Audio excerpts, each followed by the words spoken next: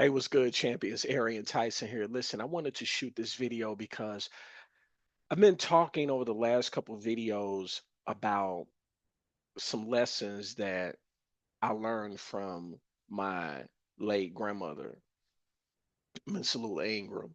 And I wanted to share a couple more lessons that she taught me that I believe would be of value to you. So if you have not seen the previous videos that I've done talking about my grandmother, I'm going to leave links to those videos in the description box below this video. So make sure you go back and check those videos out. So this is just going to be a continuation. So I've done roughly two videos so far. So this is video three.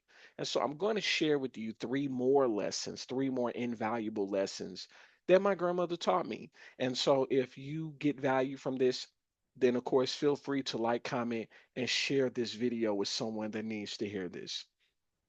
And one of the things that she taught me that really sticks with me is that being positive is a choice, and you have to be determined to be positive even on the average day. And what do I mean? You have to understand that the greater part of your misery or unhappiness is determined not by your circumstances, but by your attitude.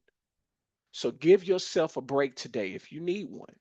And instead of dwelling on people who have let you down, because people will undoubtedly let you down. That's why it's important to not have unrealistic expectations of people or put people on pedestals, because it doesn't matter what their title is. They are a flawed individual, they are human. And at some point, we're going to fall short. So again, remember that instead of dwelling on people who have let you down, refocus your time and energy on appreciating those who actually lift you up. And I'm a firm believer that if you're bold enough to tear somebody down, be bold enough to build them back up. And remember, you can't control the impolite things some people say and do to you, but you can decide not to be distracted by them. So when people say derogatory or malicious things or do malicious things towards you, fix your response. Another thing that my grandmother taught me that I believe is invaluable is that pay close attention to people you care about.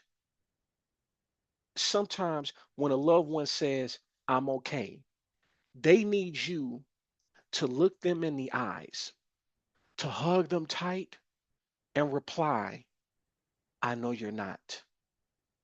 I'm going to say it again. When a loved one comes to you and says, I'm okay, sometimes they need you to look them in the eyes, hug them tight, and say, I know you're not. And don't be too upset if some people only seem to remember you when they need you, because that's a growing epidemic now.